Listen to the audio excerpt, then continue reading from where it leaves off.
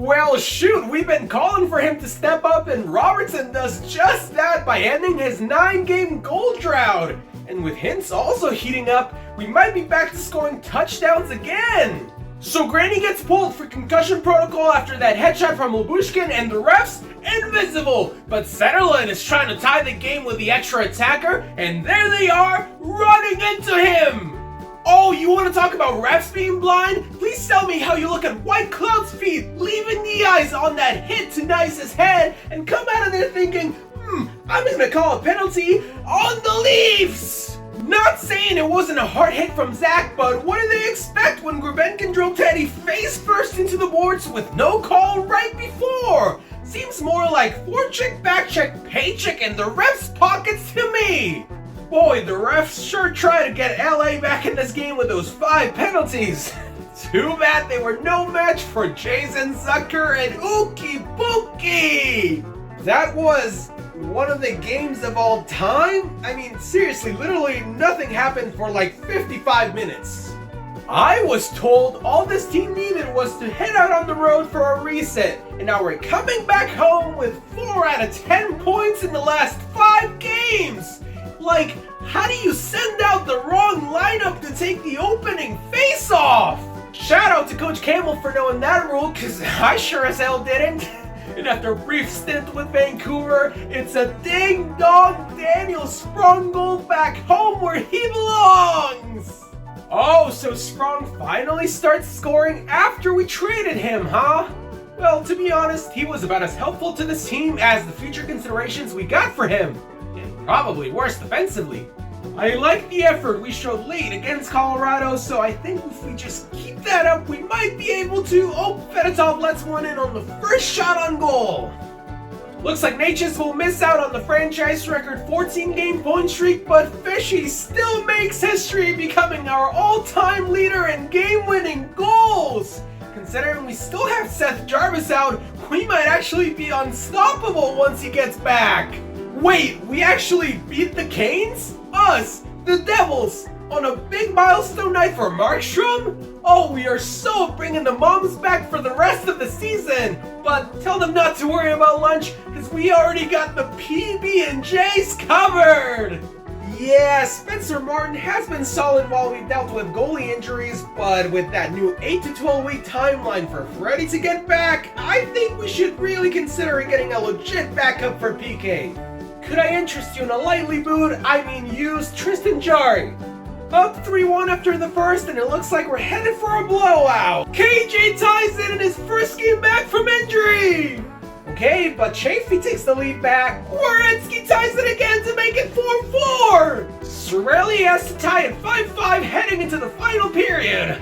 No biggie though. KJ short-handed! Jesus Christ, we're heading into overtime? Please, JJ, just don't screw it! Let's go! Listen, I don't know if Boston awakened something in the Blue Jackets or whatever, but I've seen enough. We cannot have JJ as our backup goalie if we want to be taken seriously. Can I interest you? Well, it wasn't pretty, but at least it's a start. Also, what Mark Kaslick did to Bortuzzo in those 2 fights is literally what I've dreamt of doing to Cam Neely and Don Sweeney for the last month.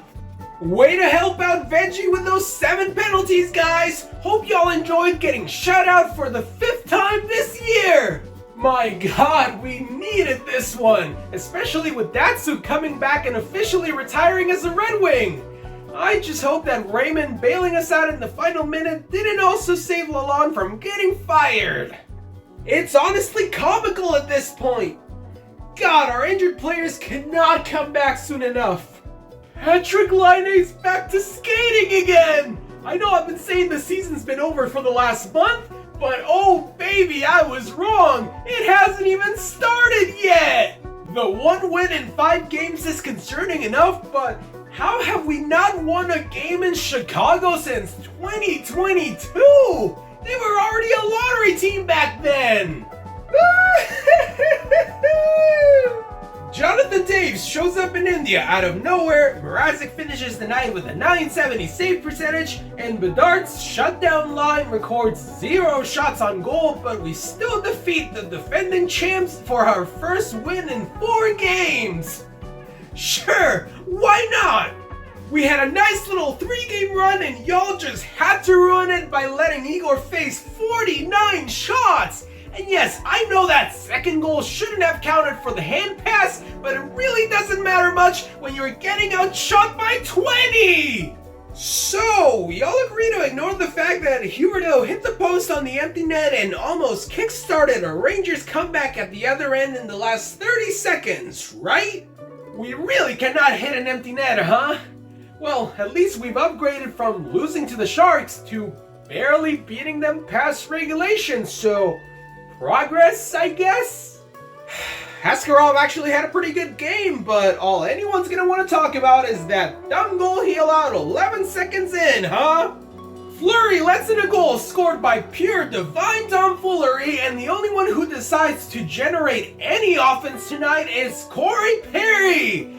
Guys, we eventually have to start beating actual playoff teams! I guess even goalies with 1,030 games can still get unlucky with puck bounces. Honestly though, I don't really care about that. I'm just relieved that Kaprizov came back and didn't get injured like... Please no one talk to me, I just want to be left alone for the next 4 to 6 weeks. Player of the game could have easily gone to Georgiev, but Miles did score the game winner, so you go and put that big hat on. Hold up, someone left the big hat behind in Philly? Like, no cap?